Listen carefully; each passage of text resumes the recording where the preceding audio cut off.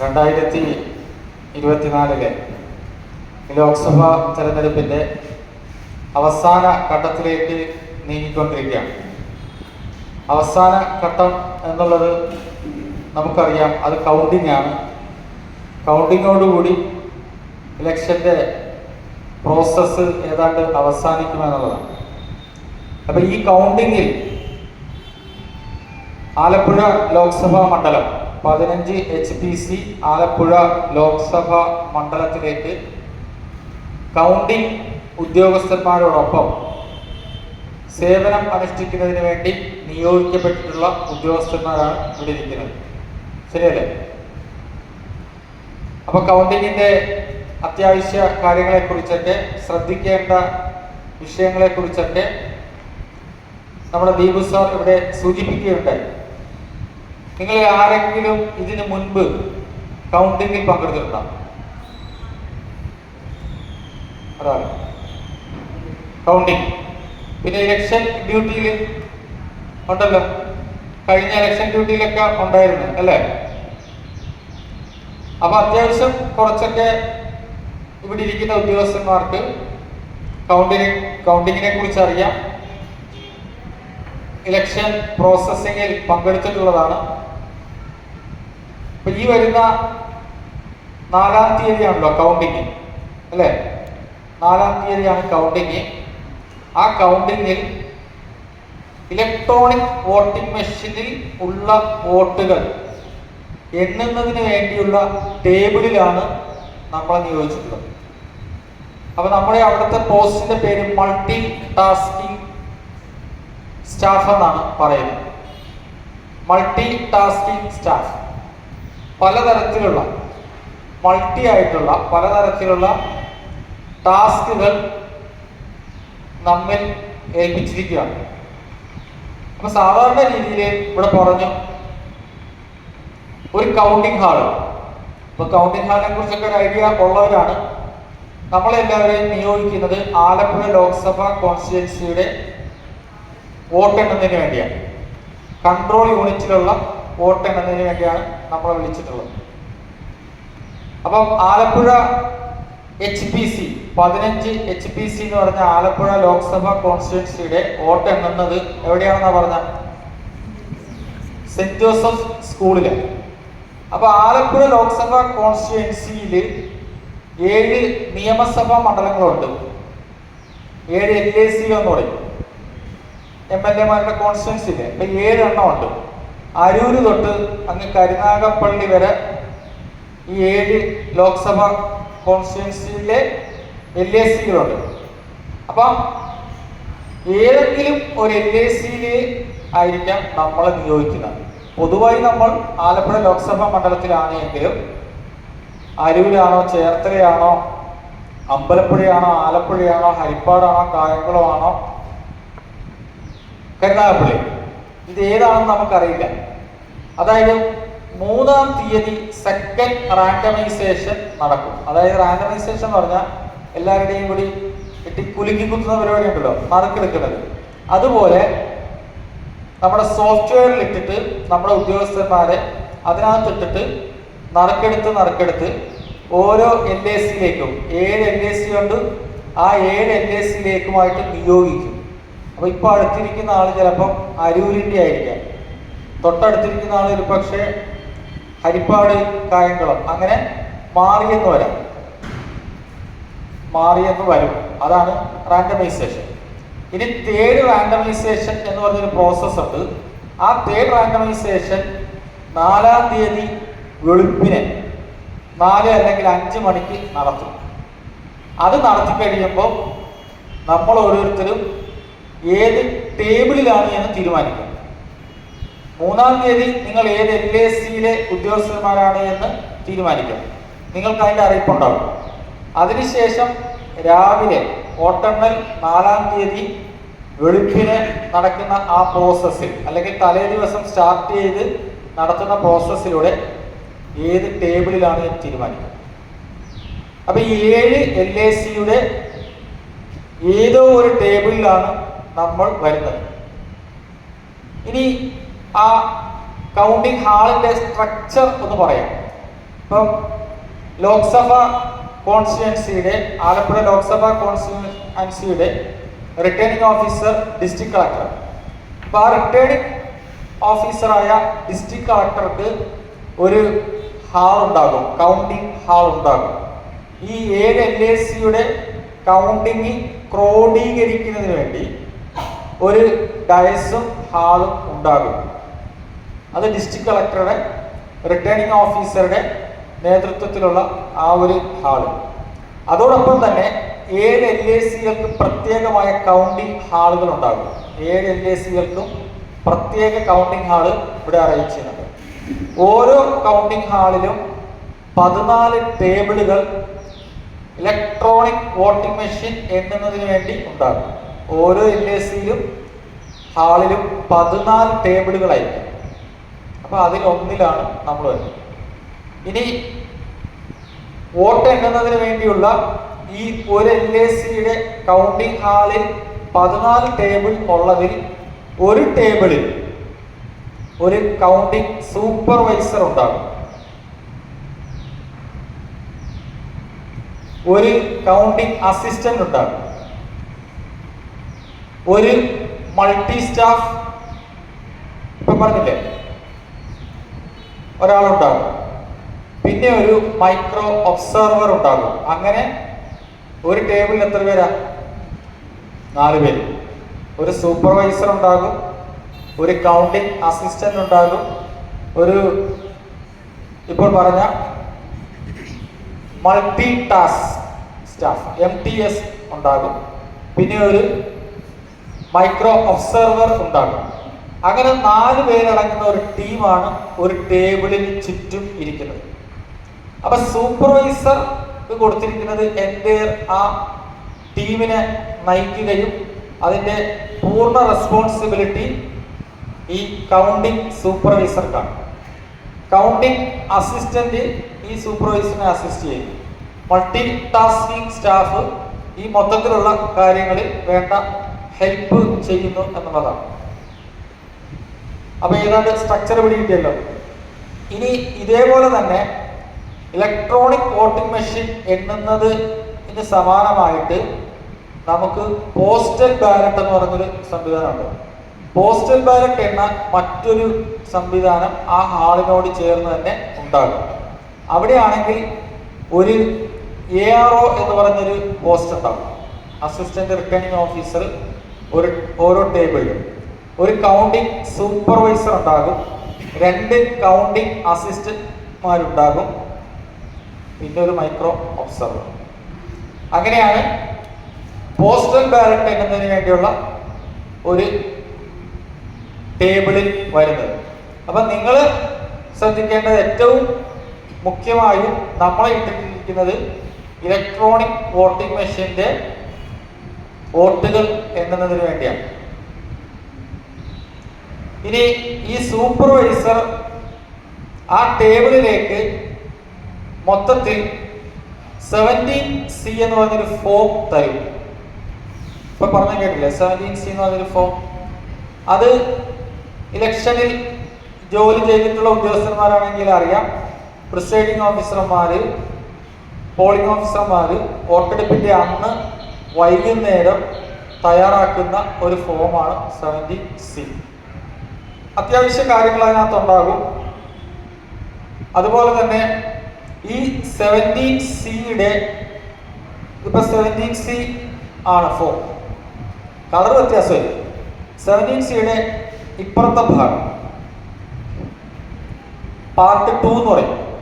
ഈ പാർട്ട് 2-ല് റിസൾട്ടിന്റെ അത് നോക്കിയിട്ട് രേഖപ്പെടുത്താനുള്ള ഭാഗമാണ് 17Cയുടെ പാർട്ട് 2.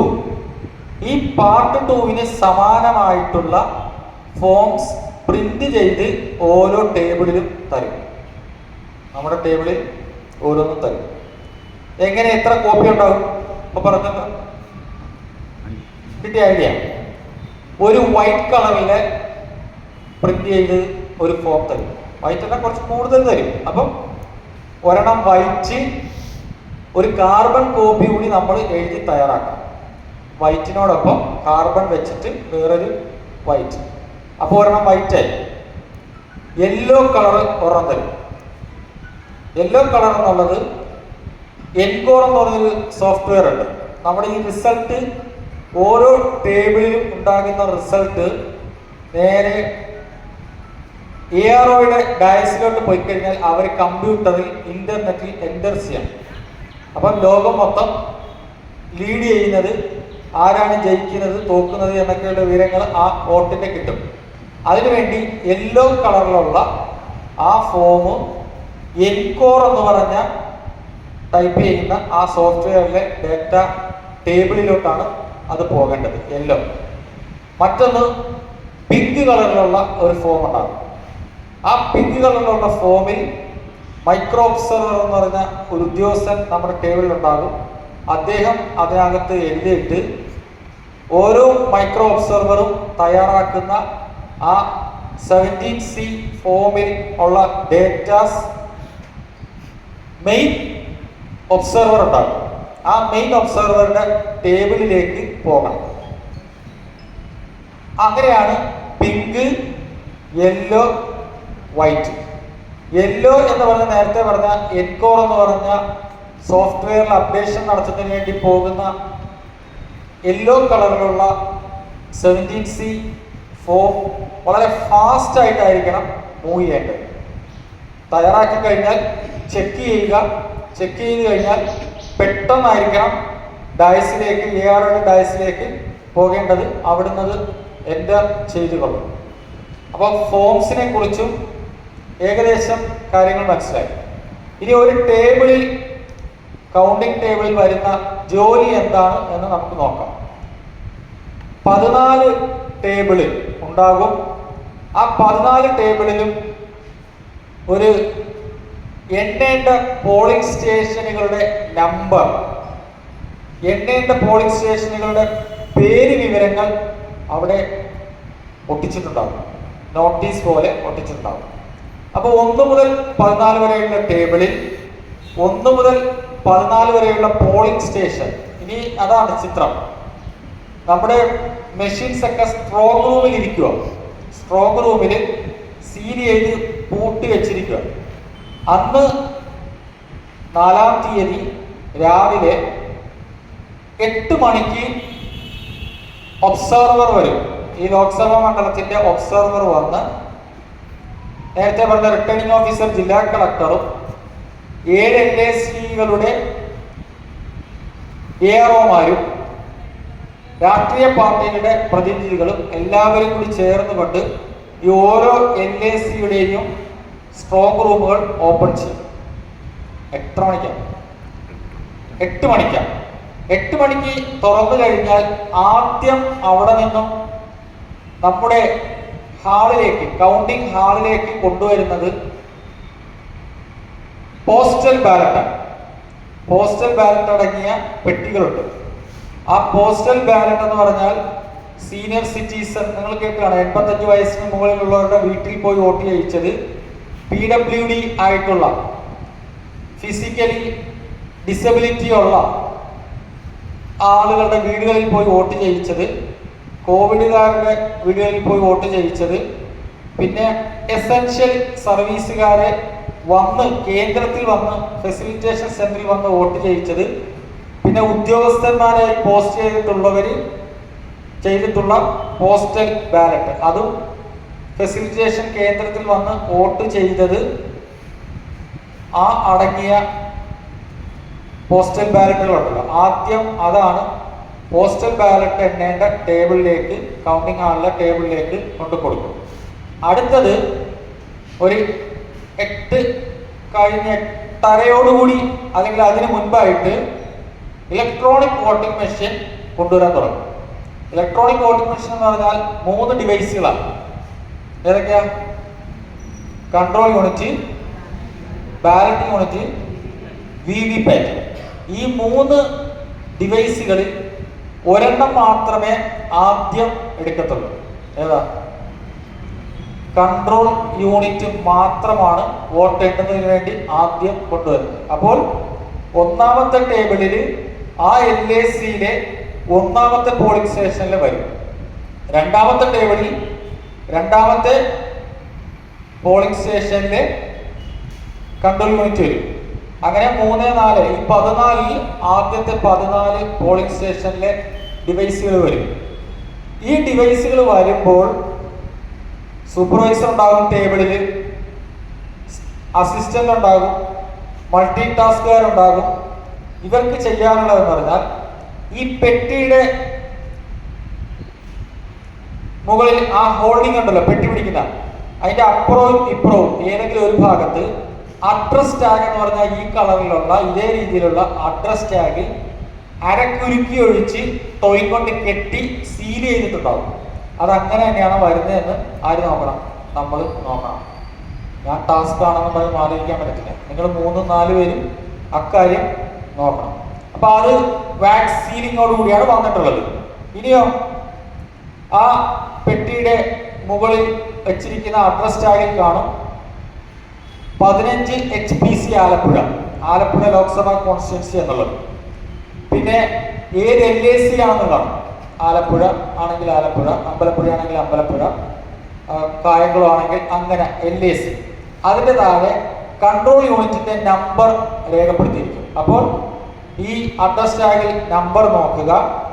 നമ്മുടെ പെട്ടിയിൽ ഒരു സ്റ്റിക്കർ ഒട്ടിച്ചിട്ടുണ്ടാകും, അതിൽ ഈ പറയുന്ന നമ്പർ ഉണ്ടാകും. പിന്നെ പോളിംഗ് സ്റ്റേഷൻ നമ്പർ ഉണ്ടാകും, പോളിംഗ് സ്റ്റേഷന്റെ പേര്, ചിലപ്പോൾ സ്കൂളുകളിലെ കിഴക്ക് വശത്തുള്ള കെട്ടിടം എന്നൊക്കെ പറഞ്ഞ് അത് നമ്മളൊന്ന് നോക്കണം. നോക്കിക്കഴിയുമ്പോൾ പെട്ടി പരിശോധന പൂർത്തിയായി. ഇത് നമ്മൾ മാത്രം കണ്ട് ബോധ്യപ്പെട്ട പോരാ, നമ്മുടെ കൂടി ആരുണ്ടാകും? ആരാ? സ്ഥാനാർത്ഥികളുടെ ഏജന്റുമാരുണ്ടാകും. ഇപ്പൊ ഇതൊരു ടേബിൾ ഇങ്ങനെ നിൽക്കുകയാണ് എങ്കിൽ, ഇവിടെ ഈ പറഞ്ഞ ഉദ്യോഗസ്ഥന്മാർ ഇരിക്കുകയാണ് എങ്കിൽ, ഇവിടുന്ന് ഈ വശത്തായിട്ട് ബാരിക്കേഡുകൾ ഉണ്ടാകും. മുള വെച്ച് കെട്ടി അവിടെ കൈയിട്ട് കഴിഞ്ഞാൽ കൈ കയറാത്ത രീതിയിലുള്ള ഗ്രില്ലുകൾ, മനസ്സിലായല്ലോ? നമ്മുടെ വീടുകളിലൊക്കെ ഇടുന്ന ഗ്രില്ലുകൾ ഉണ്ടല്ലോ, അതേപോലെ മെഷുകൾ സ്ഥാപിച്ചിട്ടായിരിക്കും അപ്പുറത്തെ വശത്തായിരിക്കും കൗണ്ടിങ്ങിന്റെ ഏജന്റുമാർ. ഓരോ ടേബിളിലും ഏതൊക്കെ സ്ഥാനാർത്ഥികളുണ്ടോ പ്രധാനപ്പെട്ട സ്ഥാനാർത്ഥികളുടെ ഏജന്റുമാരുണ്ടാകും. അപ്പൊ ഈ ഏജന്റുമാര് അറിയാം 1-ാം നമ്പർ പോളിംഗ് സ്റ്റേഷനിൽ അതിന്റെ പേരെന്താണ്, അവിടെ ഉപയോഗിച്ച കൺട്രോൾ യൂണിറ്റിന്റെ നമ്പർ എത്രയാണ് എന്നൊക്കെ അവർ കുറിച്ചു വെച്ചിട്ടുണ്ടാകും. അപ്പൊ അവർക്ക് ഇത് കാണുന്നതിന് വേണ്ടി നമ്മൾ എന്ത് ചെയ്ത് കൊടുക്കണം? ഒന്ന് കാണിച്ചു കൊടുക്കണം. അപ്പൊ മൾട്ടി ടാസ്ക് ആ ടാസ്ക് ഒന്ന് നിർവഹിക്കണം, ഒന്ന് കാണിച്ച് കൊടുക്കുന്നു. അതോടൊപ്പം തന്നെ അവർ നോക്കി എഴുതി കഴിയുമ്പോൾ ഇനി പെട്ടി നമുക്ക് പൊട്ടിക്കണം. ബോധ്യപ്പെട്ട് കഴിഞ്ഞാൽ ഏജന്റുമാർ സമ്മതിച്ച് ഇത് തന്നെയാണ് എന്ന് പറഞ്ഞു കഴിഞ്ഞാൽ പെട്ടി പൊട്ടിക്കണം. ആ പെട്ടി പൊട്ടിക്കുന്നതിന് നമ്മുടെ ഹോൾഡിങ് പിടുത്തമുണ്ടല്ലോ, പിടുത്തത്തിന്റെ അപ്പുറവും ഇപ്പുറവും 2 ലാച്ചുകളുണ്ട്. ആ ലാച്ചുകൾ ഇങ്ങനെ പിടിച്ച് വലിച്ചു കഴിഞ്ഞാൽ നമ്മുടെ പ്ലാസ്റ്റിക് ബോക്സ് ഉണ്ടല്ലോ സ്കൂളിലൊക്കെ പഠിച്ച ആ ബോക്സ് പിടിച്ച് ഇങ്ങനെ വലിച്ചു കഴിയുമ്പോൾ ഓപ്പൺ ആകുന്ന കണക്ക് അതിങ്ങനെ ഓപ്പൺ ചെയ്യുക. ഓപ്പൺ ചെയ്തിട്ട് അതിനകത്തുനിന്ന് കൺട്രോൾ യൂണിറ്റിനെ ഇങ്ങോട്ട് പുറത്തോട്ട് എടുക്കണം. അങ്ങനെ കൺട്രോൾ യൂണിറ്റിനെ പുറത്തെടുത്ത് കഴിയുമ്പോൾ അതിലും ഈ പറയുന്ന അഡ്രസ് ടാഗ് ഉണ്ടാകും. ഏറ്റവും മുകൾ ഭാഗത്ത് ബാറ്ററി ഇടുന്നിടത്തുണ്ടാകും, കാൻഡിഡേറ്റ് സെറ്റ് ചെയ്യുന്നിടത്തുണ്ടാകും, റിസൾട്ട് സെക്ഷന്റെ ഈ സൈഡിൽ ഒരു അഡ്രസ് ടാഗ് ഉണ്ടാകും. അങ്ങനെ 3 അഡ്രസ് ടാഗ് കൺട്രോൾ യൂണിറ്റിൽ തന്നെ കാണും. അതൊക്കെ ഒന്ന് നോക്കി പൊട്ടിയിട്ടൊന്നുമില്ല, ഏജന്റുമാരെ കാണിച്ചു കൊടുത്ത് ഓക്കെ. ഈ കൺട്രോൾ യൂണിറ്റിന്റെ ബാക്ക് സൈഡിലും മെറ്റാലിക് പ്ലേറ്റിൽ കൺട്രോൾ യൂണിറ്റിന്റെ നമ്പർ ഉണ്ടാകും, ഫ്രണ്ടിൽ സ്റ്റിക്കർ ഉണ്ടാകും. അതൊക്കെ ഒന്ന് നോക്കി, ഇതെല്ലാം നേരത്തെ നോക്കി ഉറപ്പുവരുത്തിയിരിക്കല്ലേ. എന്നിട്ട് ഈ പറയുന്ന സ്ഥാനാർത്ഥികളുടെ ഏജന്റന്മാരുടെ സമ്മതം ഞങ്ങൾ ചെയ്തോട്ടെ എന്നല്ല, ഓക്കെ നമുക്ക് ഓപ്പൺ ചെയ്യാം എന്ന് പറഞ്ഞുകൊണ്ട് നമ്മളിതിന്റെ പവർ ഓൺ ചെയ്യണം, കൺട്രോൾ യൂണിറ്റിന്റെ പവർ. അപ്പൊ ഈ കൺട്രോൾ യൂണിറ്റിന്റെ പെട്ടിയോടൊപ്പം നമ്മൾക്ക് ഒരു പേപ്പർ കവറിലിട്ട് തരും ഒരു ഫോം. അതെന്തായിരിക്കും? ആ സ്റ്റോക്ക് റൂമിൽ നിന്ന് വരുമ്പോൾ തന്നെ പെട്ടിയോടൊപ്പം ഒരു കവർ തരും. ആ കവർ എന്താ? ഒരു എൻവലപ്പ്. നിങ്ങളൊക്കെ പങ്കെടുത്തതല്ലേ ഇലക്ഷനിൽ, മറന്നുപോയോ? 17C എന്ന് പറഞ്ഞൊരു ഫോം അന്ന് ഏജന്റുമാർക്കും ഒരു കോപ്പി കൊടുത്തിട്ടുണ്ടാവും. ഇലക്ഷന്റെ അന്ന് പ്രിസൈഡിംഗ് ഓഫീസർമാർ ഒരു 17C കോപ്പി തയ്യാറാക്കിയിട്ട്, അതായത് അവിടെ നടന്ന ഇലക്ഷനെ കുറിച്ചുള്ള വിവരങ്ങളും ടോട്ടൽ എത്ര വോട്ട് മെഷീനിൽ ചെയ്തു എന്നും ടോട്ടൽ എത്ര വോട്ട് ആ പോളിംഗ് ബൂത്തിൽ ഉണ്ടായിരുന്നു എന്നും ഒക്കെ ഉള്ള ഈ 17C എന്റെ താഴ്ഭാഗത്ത് ഏജന്റുമാരുടെ ഒപ്പ് സഹിതം, ആ പോളിംഗ് ബൂത്തിൽ ഇരുന്ന ഏജന്റുമാരുടെ ഒപ്പ് സഹിതം 17C കവറിൽ തരും. ഈ 17C നമ്മൾ എടുത്തൊന്ന് നോക്കണം. നമ്മളല്ലെങ്കിൽ നമ്മുടെ കൂടെയുള്ള ഉദ്യോഗസ്ഥന്മാർ എടുത്ത് നോക്കുമ്പോൾ 6ാമത്തെ സീരിയൽ നമ്പർ അതിൽ പറയുന്നുണ്ട് ടോട്ടൽ എത്ര വോട്ട് മെഷീനിൽ ചെയ്തു. മെഷീൻ എന്ന് പറഞ്ഞാൽ ഏതാ? ഈ EVM-ൽ കൺട്രോൾ യൂണിറ്റ് വഴി ചെയ്തിട്ടുണ്ട് എന്നൊരു ചോദ്യമുണ്ട്. അതിന്റെ ഉത്തരം ഇവിടെ എഴുതിയിട്ടുണ്ടാകും. അപ്പൊ ഈ 17C അവരെ കാണിക്കുന്നു, അവരുടെ കയ്യിലും ഉണ്ടാവും. എന്തുവാ ഇതൊരു കോപ്പി അവർക്ക് കൊടുത്തിട്ടുണ്ടാവും. അങ്ങനെ ഈ 17Cയിലുള്ള ടോട്ടൽ നമ്മൾ നോക്കി വെക്കുക. ഇനി നമ്മൾ കൺട്രോൾ യൂണിറ്റ് ഓൺ ചെയ്യാൻ പോവുക. കൺട്രോൾ യൂണിറ്റ് ആണല്ലോ ഇത്.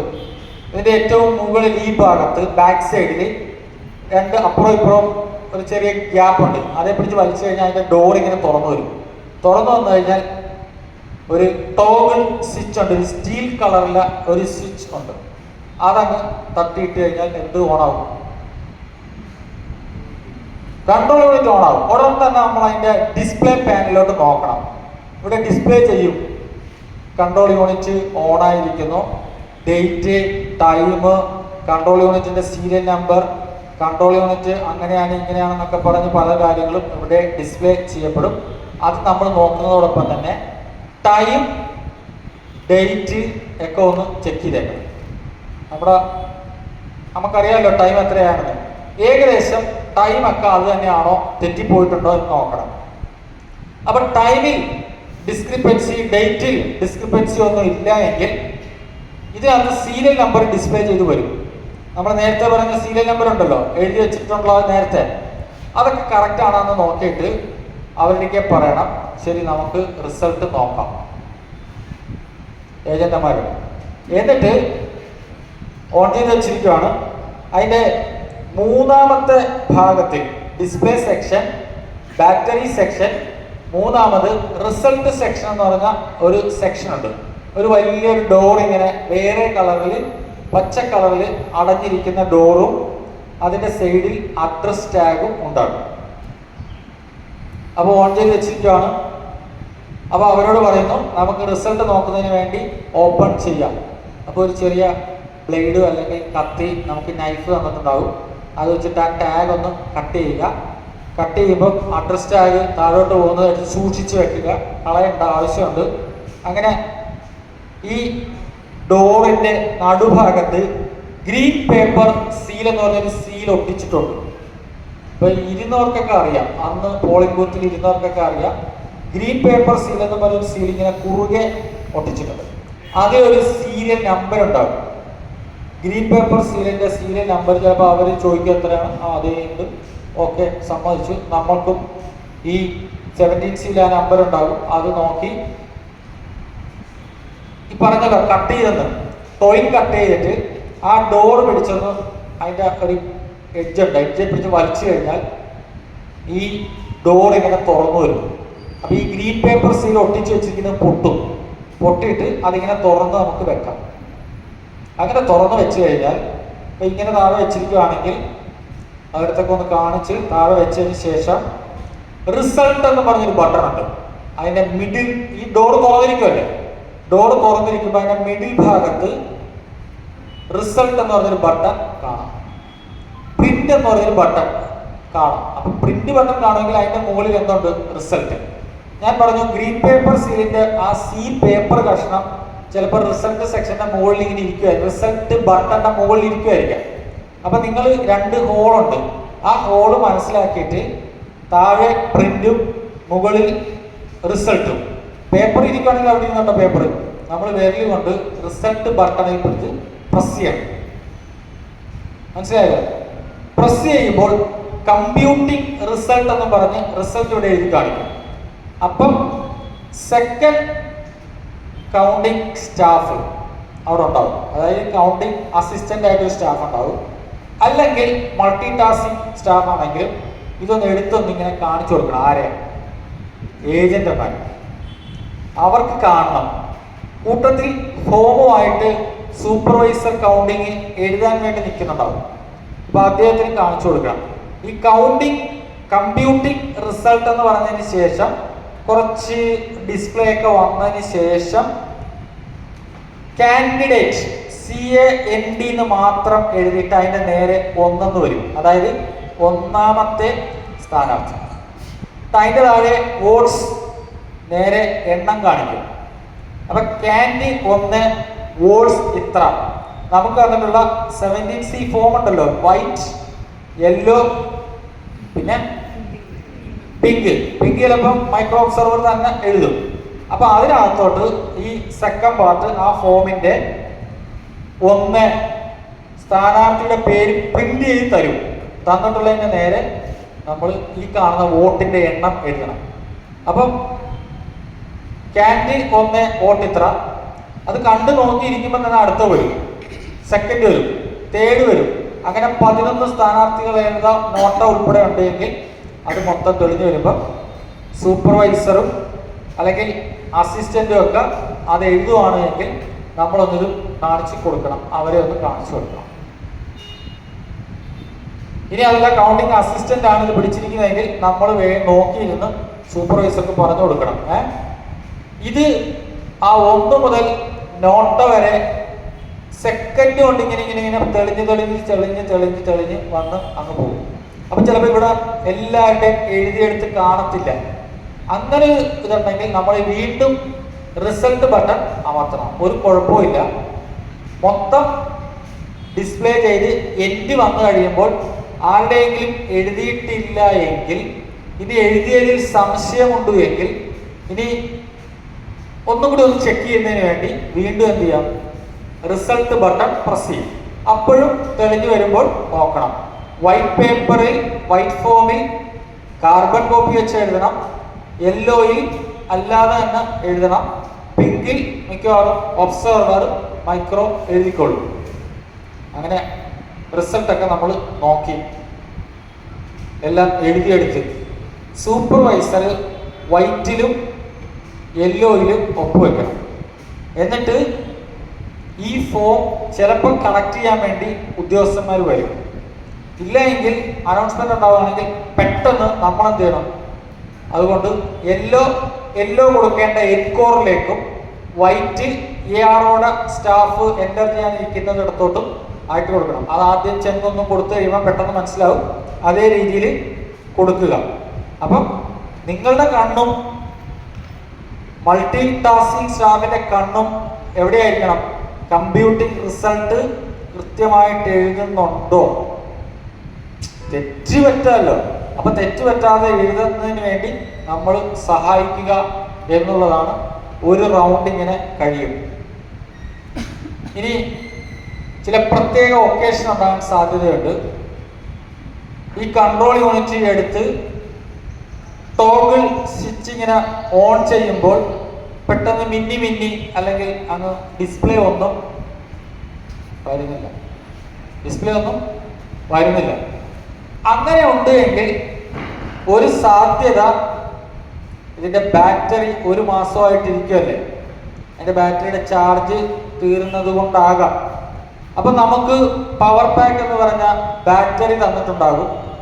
അത്തരം സാഹചര്യങ്ങളിൽ ഈ കൺട്രോൾ യൂണിറ്റിന്റെ ഡിസ്പ്ലേ പാനലിന് താഴെ ഈ സൈഡിൽ, ഇടത്തെ സൈഡിലായിട്ട് ബാറ്ററി സെക്ഷൻ സീൽ ചെയ്ത് വെച്ചിരിക്കുകയായിരിക്കും. അത് ARO എന്ന് പറഞ്ഞ അസിസ്റ്റന്റ് റിട്ടേണിംഗ് ഓഫീസറോട് പറഞ്ഞ് അവരുടെ എഞ്ചിനീയർ വന്ന് നോക്കുകയാണെങ്കിൽ നോക്കി, ഇല്ലെങ്കിൽ അവരുടെ അനുവാദത്തോടു കൂടി സൂപ്പർവൈസറിന് ബാറ്ററി ഇടാം, പുതിയത്. അതിനുള്ള ഓപ്ഷൻ ഉണ്ട്. അപ്പം ആ ടോയ് കട്ട് ചെയ്ത് അത് ഓപ്പൺ ചെയ്ത് പഴയ ബാറ്ററി എടുത്ത് മാറ്റിയിട്ട് പുതിയ ബാറ്ററി താഴെ വെച്ചിട്ട് ശരിക്കും ഇങ്ങനെ ഇൻസേർട്ട് ചെയ്ത് അങ്ങ് അമർത്തി കൊടുക്കണം. അപ്പം ഈ ബാറ്ററിയിൽ 2 ഹോളുകളുണ്ട്.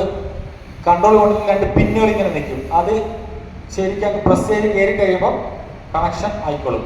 അപ്പൊ ഓഫ് ചെയ്തിട്ട് ബാറ്ററി ഇടുക, വീണ്ടും ഓൺ ചെയ്യുമ്പോൾ ഡിസ്പ്ലേ ഒക്കെ വരുന്നുണ്ടെങ്കിൽ ആ പ്രശ്നം പരിഹരിച്ചു. പിന്നെ നേരത്തെ പറഞ്ഞ രീതിയിൽ നമ്മൾ റിസൾട്ട് സെക്ഷൻ ഓപ്പൺ ചെയ്ത് റിസൾട്ട് ബട്ടൺ പ്രസ് ചെയ്ത് നോക്കുന്നു, റിസൾട്ട് കിട്ടുന്നു, കുറിച്ചെടുക്കുന്നു. ഓക്കെ, ഇനി ചിലപ്പോൾ ബാറ്ററി ഇട്ടിട്ടും ഡിസ്പ്ലേ ഒന്നും വരുന്നില്ല, സംഭവം കംപ്ലൈന്റ് ആയിട്ട് ഇരിക്കുകയാണെന്ന് വെച്ചോ. അങ്ങനെയാണെങ്കിൽ അത് ARO അറിയിച്ചിട്ട് ARO പറയും അതിന് കൊണ്ടുപോകാൻ പറയും, ഡയസിലോട്ട് കൊണ്ടുവരാൻ പറയും, കൊണ്ടുവരാൻ പറയും. അങ്ങനെയാണെങ്കിൽ അത് നമ്മൾ മൾട്ടി ടാസ്ക് അതെടുത്ത് വീണ്ടും പെട്ടിയിൽ വെച്ച് ആ അഡ്രസ് ടാഗ് ഒന്ന് ടോയ്ലറ്റ് കെട്ടി ഒന്ന് അറ്റാച്ച് ചെയ്ത് വെച്ചേക്കണം. ഇതിൻ്റെ മുകളിൽ അഡ്രസ് ടാഗ് ഉണ്ടെങ്കിൽ കുറച്ച് കഴിയുമ്പോൾ ഇത് ഏത് പോളിംഗ് സ്റ്റേഷനിലാണ് എന്ന് അറിയാൻ പറ്റത്തുള്ളൂ. അതുകൊണ്ടാണ് നേരത്തെ പറഞ്ഞത് ഇത് കട്ട് ചെയ്യുമ്പോൾ പറന്നു പോകരുത്, താഴോട്ട് പോയാലും ശരി എടുത്ത് മുകളിൽ വെച്ച് വീണ്ടും കെട്ടിയേക്കണം. വാക്സ് ഒന്നും വേണ്ട. അപ്പോൾ അങ്ങനെ AROയുടെ ഡയസിലേക്ക് ഒരു ഡിസ്പ്ലേയും വരാത്ത കൺട്രോൾ യൂണിറ്റ് തിരിച്ചങ്ങ് കൊടുക്കുന്നു. ഞാൻ നേരത്തെ പറഞ്ഞായിരുന്നു, ഒരു ഡിവൈസ് കൊണ്ടുവന്നു കഴിഞ്ഞാൽ, ഒരു കൺട്രോൾ യൂണിറ്റ് വന്നു കഴിഞ്ഞാൽ 17C നമ്മൾ നോക്കണമെന്ന് പറഞ്ഞല്ലോ ടോട്ടൽ. ആ 17C ടോട്ടൽ നോക്കുന്നതോടൊപ്പം തന്നെ കൺട്രോൾ യൂണിറ്റിൽ ഏറ്റവും താഴെ ഇടത്തെ സൈഡിൽ ടോട്ടൽ എന്ന് പറഞ്ഞൊരു ബട്ടൺ ഉണ്ട്. ആ ടോട്ടൽ ബട്ടൺ ഒന്ന് പ്രസ് ചെയ്യണം. പ്രസ് ചെയ്യുമ്പോൾ മെഷീനിൽ ചെയ്ത ആകെ ഹോൾഡ് വോട്ട് അവിടെ കാണിക്കും. ആ ടോട്ടൽ മെഷീനിൽ ചെയ്ത കൺട്രോൾ യൂണിറ്റിൽ ഡിസ്പ്ലേ ചെയ്യുന്ന എണ്ണവും 17Cയിലെ മെഷീനിൽ വോട്ട് ചെയ്ത 6ാം സീരിയൽ നമ്പറിലെ ആ എണ്ണവും ടാലി ആയിരിക്കണം.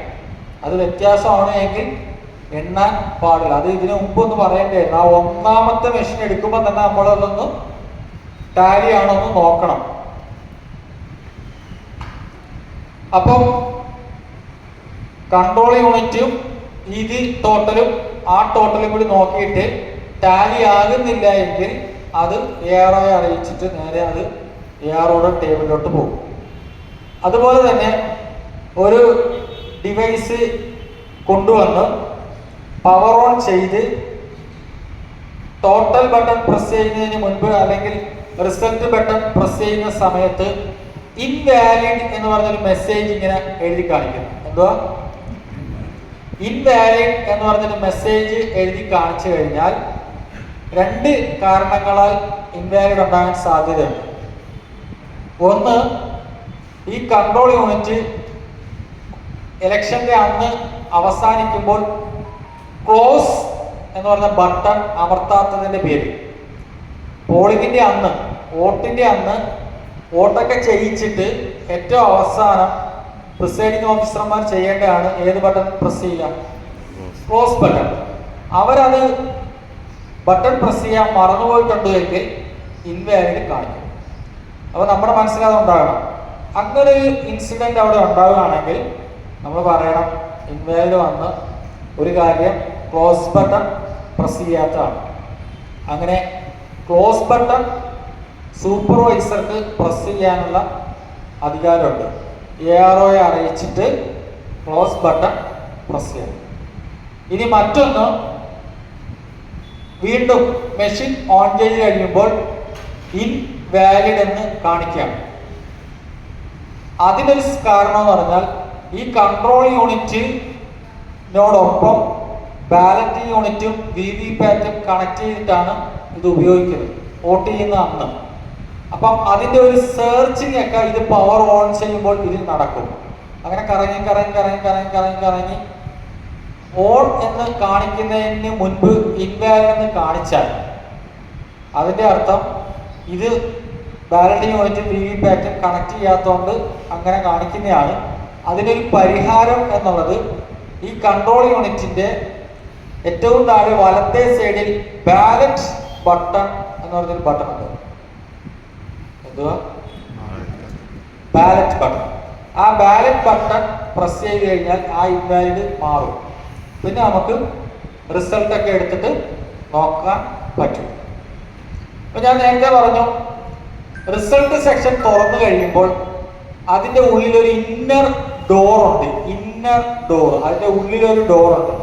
ആ ഡോറ് ടോയ്ലറ്റ് കെട്ടിയിട്ട് സ്പെഷ്യൽ ടാഗ് എന്ന് പറഞ്ഞൊരു ടാഗ് ക്ലോസ് ബട്ടന്റെ മുകളിൽ വെച്ചുകൊണ്ട് വാക്സ് സീൽ ചെയ്തിരിക്കുകയായിരിക്കാം. നമുക്ക് തോന്നുവാണ് അതും കൂടി ഒന്ന് തുറക്കാന്ന് തോന്നിയാൽ ചെയ്യരുത്. മെയിൻ ഡോറ് മാത്രം, അതിന്റെ ഉള്ളിലുള്ള ഇന്നർ ഡോറ് അതും കൂടി തുറന്നിട്ട് എന്താണ് ഉള്ളിലെന്ന് നോക്കാമെന്ന് വിചാരിക്കും. അങ്ങനെ വിചാരിച്ചാലും നമ്മളത് ചെയ്യേണ്ടതില്ല, പാടില്ല. കാരണം അത് തുറന്നാൽ അതിന്റെ ഉള്ളിൽ ഒരു സൂത്രമുണ്ട്, ക്ലിയർ ബട്ടൺ എന്ന് പറഞ്ഞ ബട്ടൺ ഉണ്ട്. ആ ക്ലിയർ ബട്ടൺ പ്രസ് ചെയ്ത് കഴിഞ്ഞാൽ എന്ത് പറ്റും? എല്ലാം ക്ലിയർ ആയി പോകാനുള്ള സാധ്യതയുണ്ട്.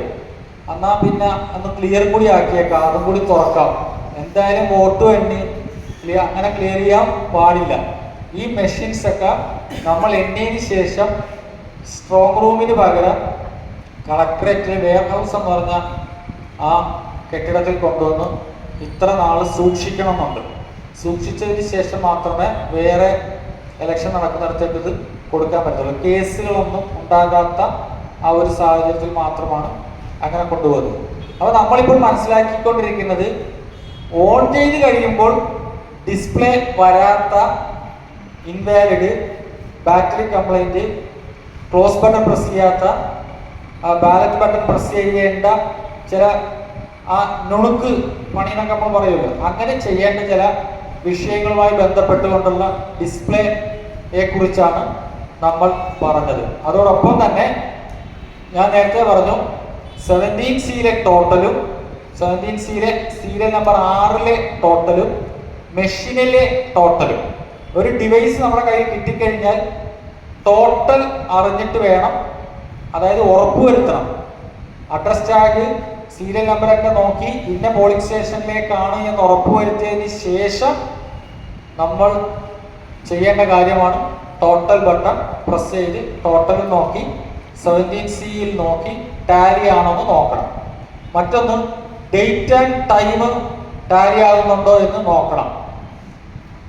ഇത്രയും പ്രധാനപ്പെട്ട കാര്യങ്ങളൊക്കെ നമ്മുടെ ഡിവൈസിൽ ശ്രദ്ധിച്ചു കഴിഞ്ഞാൽ, അപ്പം നിങ്ങളോട് പറഞ്ഞായിരുന്നു സ്ട്രോങ് റൂം തുറക്കും എത്ര മണിക്ക്? 8 മണിക്ക്. ആ സ്ട്രോങ് റൂമിൽ നിന്നും EVM കൊണ്ടുവരുന്നതിന് വേണ്ടി ഇപ്പം കായംകുളം LICയുടെ ആണെങ്കിൽ കായംകുളം LICയുടെ സ്ട്രോങ് റൂമിൽ നിന്നും ഒരു പാത്ത് വേ ഇങ്ങനെ തയ്യാറാക്കിയിട്ടുണ്ടാകും വോട്ടെണ്ണൽ ഹാളിലേക്ക്, കേന്ദ്രത്തിലേക്ക്. അത് കൊണ്ടുവരുമ്പോൾ ഇരുവശങ്ങളിലും ബാരിക്കേഡ് വെച്ച് ഏറ്റവും സെക്യൂരിറ്റി നിറഞ്ഞ രീതിയിൽ തയ്യാറാക്കിയിട്ട് ഇങ്ങനെ കൊണ്ടുവരുമ്പോൾ വേറെ എങ്ങോട്ടും പോകാതെ തന്നെ ഈ ഹാളിൽ എത്തത്തക്ക നിലയിലാണ് ഈ ബാരിക്കേഡുകൾ തയ്യാറാക്കിയിട്ട് ഏറ്റവും സൂപ്പറായിട്ടുള്ള സെക്യൂരിറ്റിക്ക് വേണ്ടിയുള്ള സെക്യൂരിറ്റി പോലീസ് അതിൻ്റെ ഉദ്യോഗസ്ഥന്മാരൊക്കെ അവിടെ ഉണ്ടാകും. അത് കൊണ്ടുവരാൻ അവിടെ നിയുക്തരായിട്ടുള്ള ഉദ്യോഗസ്ഥന്മാരുണ്ടാകും സാധാരണ നിലയിൽ. ഏതെങ്കിലും കാരണവശാൽ അവരില്ല എങ്കിൽ മാത്രം നമ്മളോട് അത് പറയുന്നു. അത് കൊണ്ടുവരുന്നത് നമ്മുടെ ടേബിളിലേക്ക് കൊണ്ടുവരാൻ ആരുണ്ടാകും? ഉദ്യോഗസ്ഥന്മാരുണ്ടാകും. തിരിച്ചു കൊണ്ടുപോകാനും ആരുണ്ടാകും?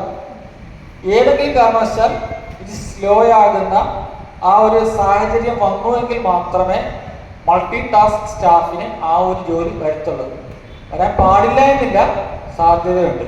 അപ്പൊ അത് ഇങ്ങനെ ആ പാതയിലോട്ട് തന്നെ പോകണം. അതിൻ്റെ ഇടയ്ക്ക് മുളയുടെ ഇടയിൽ കൂടി ഇറങ്ങി പോകാനുള്ള വഴിയൊക്കെ ഉണ്ട്. അങ്ങനെയൊന്നും പോകരുത്. ഇനി അങ്ങനെ എടുക്കേണ്ടി വന്നാലും പോയി തിരിച്ചു കൊടുക്കേണ്ടി വന്നാലും അങ്ങനെ.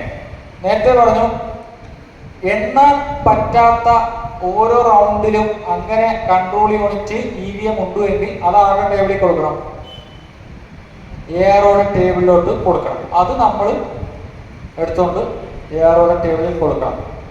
ഫോംസ് കളക്ട് ചെയ്യാൻ ഉദ്യോഗസ്ഥന്മാർ വരുന്നില്ല എന്നൊരു സാഹചര്യമാണ് എങ്കിൽ നമ്മളത് എത്തേണ്ടിടത്ത് യെല്ലോ എൻകോറിലേക്കും മറ്റേ വൈറ്റ് ARO ടേബിളിലേക്കും കൊടുക്കണം. പിന്നെ ഈ മൈക്രോ ഒബ്സർവർ തയ്യാറാക്കുന്ന pink paper seal main observer കൊടുക്കാൻ വേണ്ടി നമ്മളോട് പറയുവാണെങ്കിൽ നമ്മൾ മെയിൻ ഒബ്സർവർ ഡയസിലുണ്ടാകും, അങ്ങോട്ട് അത് കൊടുക്കണം. അപ്പം ഈ ഫോംസ് ഹാൻഡ് ഓവർ ചെയ്യുന്ന ആ ഒരു ഡ്യൂട്ടീസ് നമുക്ക് വന്നാലും, അതുപോലെ തന്നെ ഈ ഡിവൈസ് തിരിച്ച് എണ്ണിക്കഴിഞ്ഞ് പെട്ടിയിൽ വെച്ച് പെട്ടിയുടെ മുകളിൽ ഇതൊന്നും അറ്റാച്ച് ചെയ്തിട്ടായിരിക്കണം ഇത് തിരിച്ച് നമ്മൾ കൊടുത്ത് വിടേണ്ടത്. ഏതാണ്ട് അത്യാവശ്യം കാര്യങ്ങളൊക്കെ എണ്ണി നോക്കിയില്ലേ. ഇതൊക്കെ കാരണം നമ്മളോട് പറയുകയാണ് രാവിലെ 6 മണിക്ക് എത്തിച്ചേരണം. വീടൊക്കെ ഇവിടെ അടുത്തല്ലേ, ഓടി എത്താമല്ലോ. മഴയാണെങ്കിൽ ഇപ്പൊ 30 രൂപയുടെ കോട്ട് കിട്ടുമെന്ന് പറഞ്ഞല്ലോ, അതൊക്കെ എടുത്ത് റെഡിയാക്കി വെച്ചേക്കാം. ഇന്നലെ ആരാ പറയുന്നേ, ഇപ്പം മഴക്കോട്ട് 30 രൂപയ്ക്ക് 25 രൂപയ്ക്ക് ഇറങ്ങിയിട്ടുണ്ടാവും. അപ്പോൾ ഒരെണ്ണം നമ്മൾ വാങ്ങി വെച്ചിട്ട് 6 മണിക്ക് വരുമ്പം എന്തും കൂടി കൊണ്ടുവരണം, ID കാർഡ്. അത് നമുക്ക് റെഡിയാക്കി തരും, ഫോട്ടോ ഒക്കെ എടുത്താൽ. അതെന്താണോ നിർദ്ദേശിച്ചതിന് പ്രകാരം അതും കൂടി കൊണ്ടുവന്നാലേ അകത്തോട്ട് കയറാൻ പറ്റത്തുള്ളൂ. ഞാൻ മൾട്ടി ടാസ്ക് സ്റ്റാഫാണെന്ന് പറഞ്ഞ് വായിക്കാൻ വന്നു കഴിഞ്ഞാൽ മലയാളം പറഞ്ഞാൽ തിരിച്ചറിയാൻ വയ്യാത്ത ഹിന്ദി അതിർത്തി രക്ഷാ സേനയോ അല്ലെങ്കിൽ അതിൻ്റെ ഉദ്യോഗസ്ഥന്മാരായിരിക്കും അവിടെ നിൽക്കുന്നത്.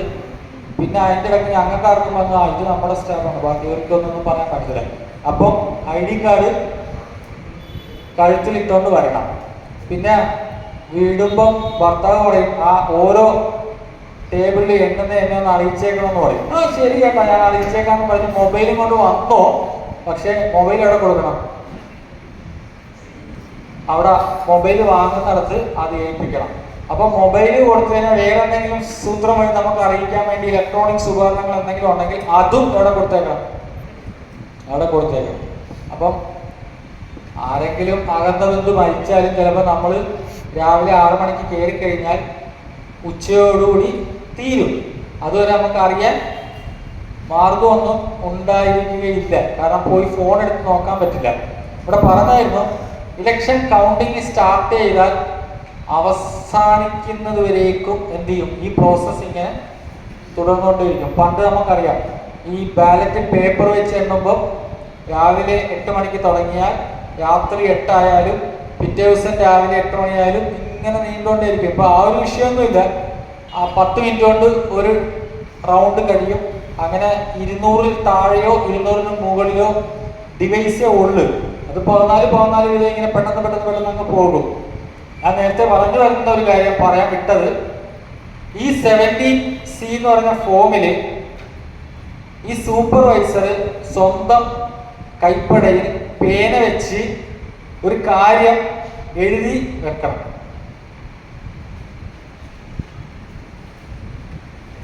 അതായത് ഈ പറഞ്ഞ ഫോമിൽ സൂപ്പർവൈസർ ഒപ്പിടേണ്ട ഒരു സിഗ്നേച്ചർ ഓഫ് സൂപ്പർവൈസർ എന്ന് പറഞ്ഞൊരു സ്ഥലമുണ്ട്. അതിന്റെ ഇപ്പുറത്തെ സൈഡില് സിഗ്നേച്ചർ ഓഫ് ഏജന്റ്, ഈ ഏജന്റുമാരുടെ ഒപ്പ് നമുക്ക് വാങ്ങാം, ഈ ഫോമിൽ വാങ്ങണം. അപ്പൊ ഇതിന്റെ രണ്ടിന്റെ ഇടയിലായിട്ട് ഗ്യാപ്പിൽ ഒരു ആ സ്പേസ് ഉണ്ടാകും. അവിടെ സൂപ്പർവൈസർ എഴുതണം we hereby certify that CU numbers is /R the same which were used in the polling station number dash. എന്നുവെച്ചാൽ ഈ ഉപയോഗിക്കുന്ന മെഷീൻ ഇന്ന നമ്പർ പോളിംഗ് സ്റ്റേഷനിൽ തന്നെ വോട്ട് ചെയ്യിച്ചിട്ടാണ് വന്നത്, ആ മെഷീൻ തന്നെയാണ് ഇവിടെ എണ്ണുന്നത് എന്ന്, അതാണ് അതിൻ്റെ ഏതാണ്ട് അർത്ഥം. ആ അർത്ഥത്തിലുള്ള ആ സെന്റൻസ് തന്നെ, അതിപ്പം അവരൊക്കെ എഴുതിയെടുത്ത് പഠിച്ചിട്ടുണ്ടാകും. അപ്പം നിങ്ങൾ അത് പഠിച്ചു വെച്ചേക്കുക അല്ലെങ്കിൽ എഴുതി വെച്ചേക്കുക. അവർ മറന്നുപോയാൽ പറഞ്ഞു കൊടുത്ത് ഇത് എഴുതി എല്ലാ 17Cയിലും എന്ന് പറഞ്ഞാൽ നമുക്ക് 10 റൗണ്ട് ഉണ്ടെങ്കിൽ 10 എണ്ണത്തിലും ഈ ഒരു കാര്യം എഴുതാൻ വിട്ടുപോകരുത്. അങ്ങനെ എഴുതിയിട്ടായിരിക്കണം ഈ 17C ഫോമും സൂപ്പർവൈസർ ഒപ്പിട്ടിട്ട് നേരെ അതങ്ങ് കൊണ്ട് കൊടുക്കേണ്ടത്. പിന്നെ നിങ്ങളുടെ കൂട്ടത്തിൽ ടെക്നിക്കലായിട്ട് അറിയാവുന്നവരൊക്കെ ഉണ്ടല്ലോ, കണ്ടിട്ടുള്ള ചെറുപ്പക്കാരായിട്ടാവും. അപ്പൊ നമ്മുടെ കൂട്ടത്തിൽ വന്ന സൂപ്പർവൈസറും അസിസ്റ്റന്റും ഒക്കെ ഇത്തിരി പ്രായമുള്ളവർ ടെക്നിക്കലായിട്ടൊന്നും അറിയില്ലെങ്കിൽ നമ്മൾ വേണ്ട രീതിയിൽ ആ കൺട്രോൾ യൂണിറ്റൊക്കെ എടുത്തിട്ട് അവർക്ക് ഓൺ ചെയ്ത് കാണിച്ച് കൊടുക്കണം. അറിയാമല്ലോ, പറഞ്ഞില്ലേ, അതേപോലെ. അപ്പൊ നമ്മളത് ഫാസ്റ്റ് ആക്കി യാതൊരു തടസ്സവും ഇല്ലാതെ ചെയ്യാൻ പറ്റും. പിന്നൊരു കാര്യം, ഇപ്പോൾ ഒരു റൗണ്ടിൽ ഒരു മെഷീൻ ഡിസ്പ്ലേ ഒന്നും വരുന്നില്ല, നേരെ കൊണ്ട് ഏറോയ്ക്ക് കൊടുത്തു. നമ്മളിങ്ങനെ ഇരിക്കുകയാണ്, ഒരു മെഷീൻ കിട്ടിയിരുന്നെങ്കിൽ എന്നാൽ ഒരു മെഷീൻ കൊണ്ടുപോകുന്നുണ്ടോ നമ്മൾ പറയണ്ട.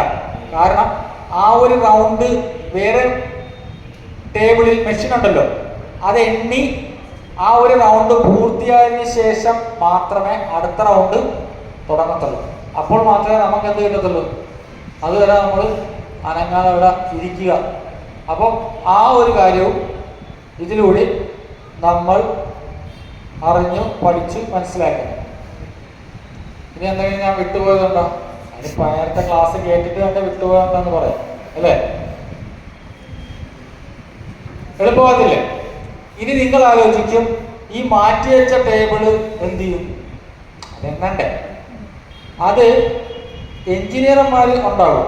ഈ ഇലക്ട്രോണിക് ഡിവൈസിന്റെ എഞ്ചിനീയർമാർക്ക് ചെയ്യാൻ പറ്റുന്നതാണെങ്കിൽ അവർ ചെയ്യും. ചിലതൊക്കെ ഈ ടോട്ടൽ ഡിഫറൻസ് വരുമ്പോഴോ ഡേറ്റ് ടൈം ഡിഫറൻസ് വരുമ്പോഴോ മാച്ച് ചെയ്യാതെ മാറ്റി വെക്കുന്നതായിരിക്കും.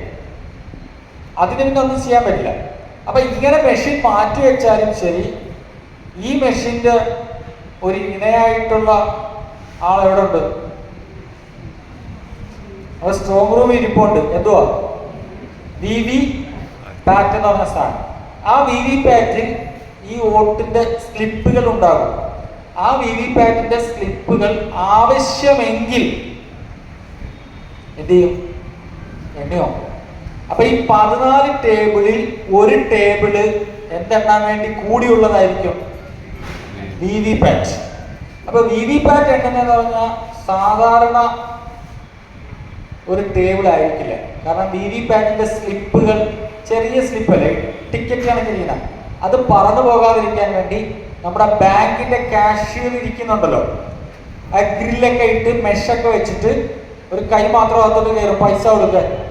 അതേ രീതിയിലുള്ള 14 ഒരു ടേബിള് VCB എന്ന് പറഞ്ഞ വി പാറ്റ് കൗണ്ടിങ് ബൂത്ത് എന്ന് പറഞ്ഞ് ഇങ്ങനെ സെറ്റ് ചെയ്തിരിക്കുന്ന അതല്ലേ. നിങ്ങൾ ആഗ്രഹിക്കുകയാണെങ്കിൽ ആ ഒരു ഇത് നിങ്ങൾക്ക് കിട്ടും.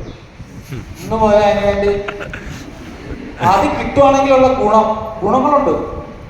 14 ടേബിളിൽ എണ്ണയതിനു ശേഷം ഓരോ LACയിലെയും 5 വി പാറ്റ് നിർബന്ധമായിട്ടും എന്തിനകത്ത് എണ്ണണം? 5 എണ്ണത്തിലെ വി പാറ്റ്. ഒരു LICയിൽ 200 എണ്ണം ഉണ്ടെങ്കിൽ അതിൽ നിന്ന് 5 എണ്ണം നറുക്കെടുക്കണം, ലോട്ടിട്ടെടുക്കും. ആ ലോട്ടിട്ടെടുത്തിട്ട് അതിനുവേണ്ടി സെലക്ട് ചെയ്യുന്ന ഉദ്യോഗസ്ഥന്മാരുടെ കൂട്ടത്തിൽ നമ്മൾ പെട്ട് കഴിഞ്ഞാൽ രക്ഷപ്പെട്ടു. ഇതിനകത്ത് കയറി ഇരുന്ന് കഴിഞ്ഞാൽ പിന്നെ ഇതേപോലെ ഇരുട്ടിയിട്ട് നമുക്ക് വീട്ടിൽ പോകാം. കാരണം 1000 അല്ലെങ്കിൽ 1100 വോട്ടുണ്ടെങ്കിൽ ആ വി പാറ്റിന്റെ ബാലറ്റ് സ്ലിപ്പിന്റെ കമ്പാർട്ട്മെന്റ് തുറക്കണം. അതൊക്കെ പറഞ്ഞുതരാം. അപ്പൊ ഇപ്പൊ പറയണം. അതിന് 2 സീൽ ചെയ്ത് വെച്ചിട്ടുണ്ടാകും. അത് ആ സീല് ഇതേപോലെ പറഞ്ഞ രീതിയിൽ കട്ട് ചെയ്തിട്ട് അതിങ്ങനെ മേപ്പോട്ട് പൊക്കി കഴിഞ്ഞാൽ ഓപ്പൺ ആകും. അതിനകത്തോട്ട് കൈയിട്ടിട്ട് ഈ സ്ലിപ്പുകൾ മൊത്തം ഒരു പ്ലാസ്റ്റിക് കണ്ടെയ്നർ ട്രാൻസ്പെയറന്റ് ആയിട്ടുള്ളതിലേക്ക് ഇടണം. ഒന്നും പറന്ന് താഴെ ഒന്നും പോകാതെ ഇട്ടിട്ട് അത് ടേബിളിൽ കൊണ്ട് വെക്കുക. തൊട്ടിപ്പുറത്ത് കുറച്ചുകൂടി വലിയൊരു പ്ലാസ്റ്റിക് കണ്ടെയ്നർ ഉണ്ടാകും. അതിൽ PGN ഹോൾ എന്ന് പറഞ്ഞ ഹോൾ ഇങ്ങനെ ഉണ്ടാകും. ഈ പോസ്റ്റ് ഓഫീസിലൊക്കെ കുറെ ഹോളുള്ള ആ വാർഡിലേക്ക്, ഈ വാർഡിലേക്ക്, മറ്റേ വാർഡിലേക്ക് ഇങ്ങനെ വെക്കാൻ വേണ്ടി ഒരു സെപ്പറേറ്റ് ചെയ്യുന്നുണ്ടല്ലോ. ഓഫീസുകളിൽ തപാൽ സൂക്ഷിക്കുന്ന കണക്കുള്ള ഇതേപോലെ PGN ഹോൾസ് ഇങ്ങനെ സെപ്പറേറ്റ് ചെയ്ത് ഹോൾ ഉണ്ടാക്കി വെക്കും. അത് എത്ര സ്ഥാനാർത്ഥികളുണ്ടോ അത്രയും സ്ഥാനാർത്ഥികളുടെ എണ്ണത്തിനോടൊപ്പം നോട്ടാക്കി വേണ്ടി ഒരു ഹോളും, പിന്നെ ഈ ഡിവൈസ് സ്റ്റാർട്ട് ചെയ്യുമ്പോൾ ഒരു 7 സ്ലിപ്പ്, അതിന്റെ സ്ലിപ്പ് വരും അറിയാലോ, ആ 7 സ്ലിപ്പ് ഇടാൻ ഒരു ഹോളും കൂടി ഇട്ടിട്ട് ഈ PGN ഹോൾ ഇങ്ങനെ വെച്ചിട്ട് ഇവിടെ നിന്നിട്ട് ഓരോ സ്ലിപ്പ് എടുത്ത് ഇങ്ങനെ നോക്കും. നോക്കിയിട്ട് ഏജന്മാരെ കാണിക്കും അതിന്റെ സിമ്പിൾ വോട്ടിന്റെ അടയാളം. എന്നിട്ട് ഈ അടയാളങ്ങൾ ഈ ഹോളിൽ ഒട്ടിച്ചു വെച്ചിട്ടുണ്ട്. ഏത് അടയാളമാണോ ആ അടയാളത്തിനനുസരിച്ച് ഈ ഹോളിൽ ഇട്ടിട്ട് കൊടുക്കുക. അങ്ങനെ മൊത്തം സെപ്പറേറ്റ് തിരിച്ചു കഴിഞ്ഞാൽ ഓരോ PGN ഹോളിലുള്ള എടുത്തിട്ട് 25 എണ്ണം എണ്ണിയിട്ട് ഒരു റബ്ബറിട്ട് കെട്ടി മാറ്റി വെക്കുക. അങ്ങനെ ടോട്ടൽ എത്ര വോട്ട് ഒരു സ്ഥാനാർത്ഥിക്ക് കിട്ടി എന്നുള്ളത് അവർക്ക് തന്നിരിക്കുന്ന ഫോമിൽ എഴുതി കഴിയുമ്പോൾ അപ്പോൾ എത്ര മിനിറ്റ് എടുക്കും? ഈ 1200 സ്ലിപ്പൊക്കെ എടുത്ത് എണ്ണയൊക്കെ നോക്കി നേരെ ഇതിനകത്തൊക്കെ ഇട്ടിട്ട്, അപ്പം പറഞ്ഞേക്കണം, ചിലപ്പോൾ ഞാൻ സമരം വന്നാൽ പെട്ടെന്ന് വരുന്ന കണക്ക് ഒരു പീരീഡ് കഴിഞ്ഞ് തിരിച്ച് വീട്ടിൽ വരും, ചിലപ്പോൾ ഞാൻ വൈകുന്നേരം രാത്രിയെ വരത്തുള്ളൂ. ഇതല്ല. അപ്പൊ 5 എണ്ണം എണ്ണണം. 5 എണ്ണം എണ്ണം വെച്ചാൽ ഒരെണ്ണം എണ്ണിയിട്ട് അത് പൂർത്തിയാക്കി തിരിച്ചു കൊടുത്തതിന് ശേഷം അടുത്ത ഒരെണ്ണം വരും. അങ്ങനെ 5 എണ്ണം എണ്ണം. ഇനി അടുത്തത് വേറൊരു കാര്യമുണ്ട്. ഓരോ റൗണ്ട് കഴിയുന്തോറും നമ്മൾ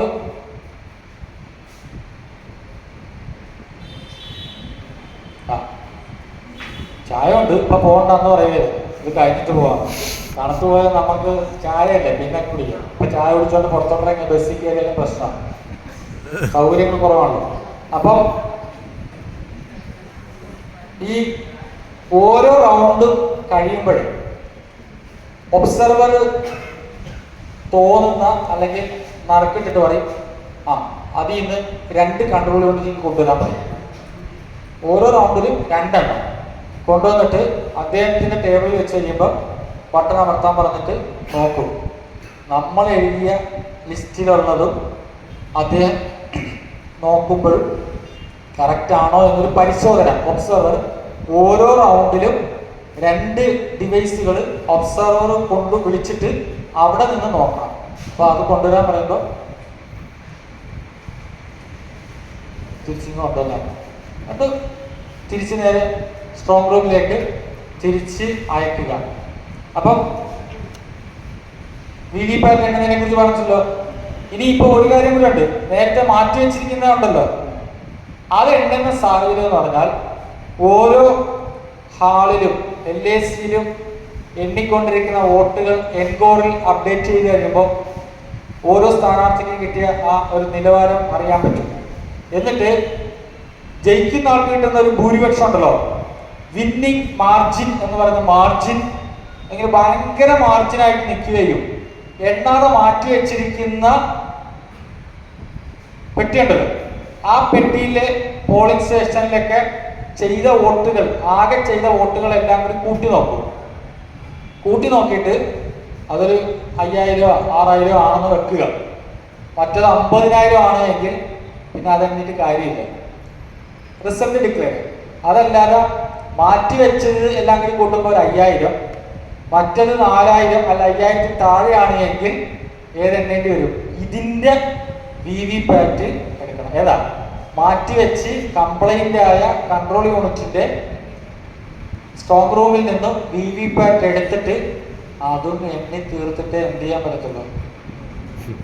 മെഷീൻ ആണെങ്കിൽ പെട്ടെന്ന് തരും, പക്ഷെ സ്ലിപ്പ് എണ്ണുന്നത് നിങ്ങൾ ഇപ്പോഴും അതിനുവേണ്ടി ഞാൻ നേരത്തെ പറഞ്ഞ രീതിയിൽ ആഗ്രഹിച്ചു കൊള്ളുക. അപ്പോൾ അതുപോലെ തന്നെ ഇവിടെ പറഞ്ഞായിരുന്നു പോസ്റ്റൽ ബാലറ്റ് എണ്ണുന്നത് സെപ്പറേറ്റ്. ഇനി നമ്മുടെ എന്തെങ്കിലും ഭാഗ്യം നമ്മൾ അങ്ങോട്ട് വാന്ന് പറഞ്ഞു കഴിഞ്ഞാൽ പോസ്റ്റൽ ബാലറ്റ് ആണെങ്കിൽ കുറച്ച് കൂടുതൽ ഉണ്ടാവും. അതിന്റെ പ്രോസസ്സൊക്കെ ഇച്ചിരി വേറെയാണ്.